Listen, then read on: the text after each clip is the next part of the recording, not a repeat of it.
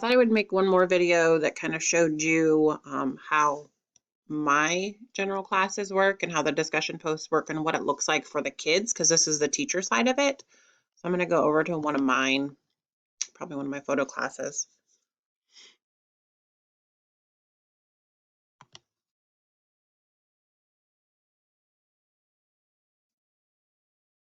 Okay, so this is my home screen.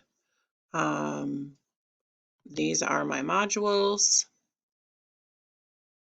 Oh, let me go back to home. I forgot I was going to show you guys the student view. So right over here, when you're in there on your home screen, if you click student view, it will show you what your page looks like from a student perspective.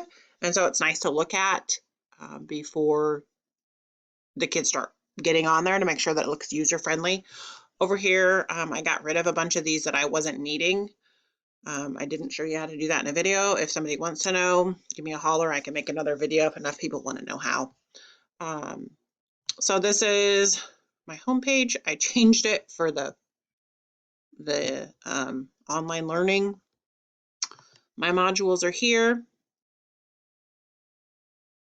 I have a lot of my modules unpublished. So I start with my introduction and instruction,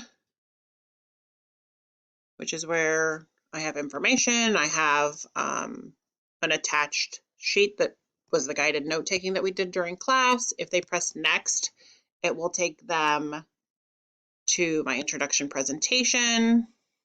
There's a couple of these, I think, in this particular one, technical details presentation, and a little bit of Photoshop. Then I have some directions with some more links and photos on how to do videos. So you can link videos in as well, which I also didn't show. If that's something you want to do and somebody else doesn't do the video for it, holler and I can make a video for that as well. So that's all on there. If I press next, this is my one of my 2 assignments in Unit 1. So I talk about it, I show examples. And I do this for each assignment as I do an introduction page, like with examples and what have you. And your class might not need examples like mine does, but know that I do that. And then I do a separate page for the actual assignment with very limited details. And then they click the submit assignment button that's up here. And then that's how they go in to submit. I have the grading scale in there. The second assignment, the assignment submission page, and then a discussion post. So then I put in here the sharing, and I press next. And then I always end the unit. And I think I'm going to change this a little bit and put a checklist on here as well, either at the beginning or the end, that says by the time you're finished with this unit, you should have all of these things done, because the kids never press next and they never go to modules. They always go straight to assignments and then they skip things. So just a couple of tips there. So that was right there. Everything I just showed you is in that Unit 1 right there. I'm going to show you what a discussion looks like.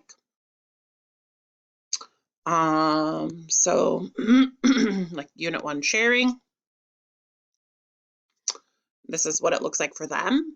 And again, until they press reply, which I haven't done because I'm the sample student, right? The test student. So I don't see anybody else's stuff until I press reply. That's why I said I did that.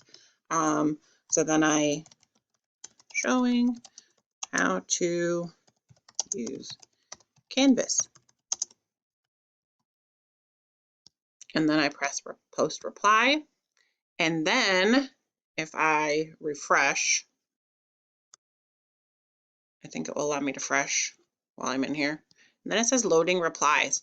So then I can see all these other student replies now having been someone that replied.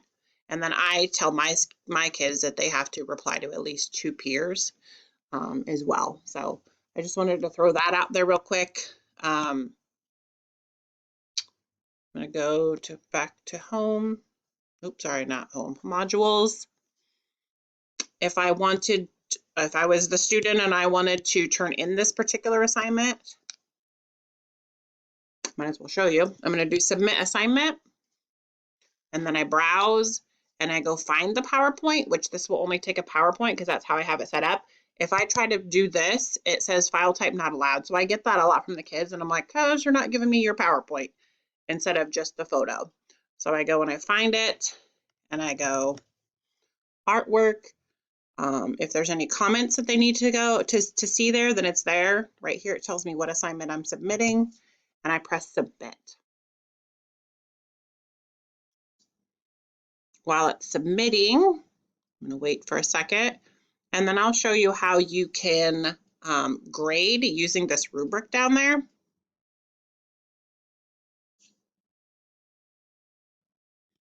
Working from home on my Wi-Fi is not nearly like it is at school. Sorry. It will tell me at the top once it's submitted. It's imperative that the kids do not log out while it's still submitting. They need to be patient. And there we go. Up top, it says submitted. If they want to resubmit, then they can resubmit. And then you guys will actually see the different options of all the different times that the student submitted. So I'm going to close the student view, and I'm going to go to grades. And I'm going to scroll down to my test student, which is at the bottom. And right here, it says that I've submitted an assignment, and this one isn't graded. The X is incomplete, the check is complete. If I click on the side, I can click this arrow, and I'm going to right click, open a new tab so I can open the speed grader. From speed grader, I can go through any students that I need to look at, and it will pull them up. So this will pull up the PowerPoint that I just turned in. I can give myself a complete, an incomplete, or an excused, and I can view my rubric. So from my rubric, this is what I was talking about, why I love this, because it's so much faster. So I can go at target, progressing, at target, right? So for my 3 different things, and I press save, and then they have scores and I have scores.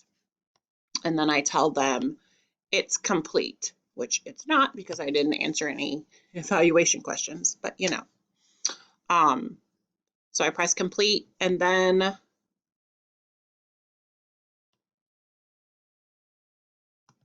go back to my grade book, and then that would get a check mark. I want to go back home. You can only get to student view from home, by the way. I'm going to go back to student view just to show you. If they go to their grades tab, this is my struggle at the moment, trying to get my kids to go to the grades tab to read my comments. I didn't give any comments, but it looks like I did for their practice submission. I gave myself some comments.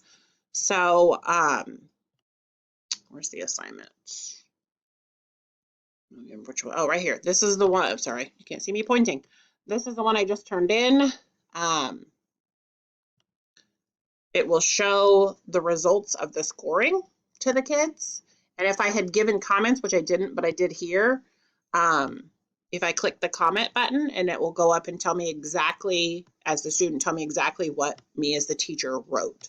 So just a heads up on how that works. So that's it.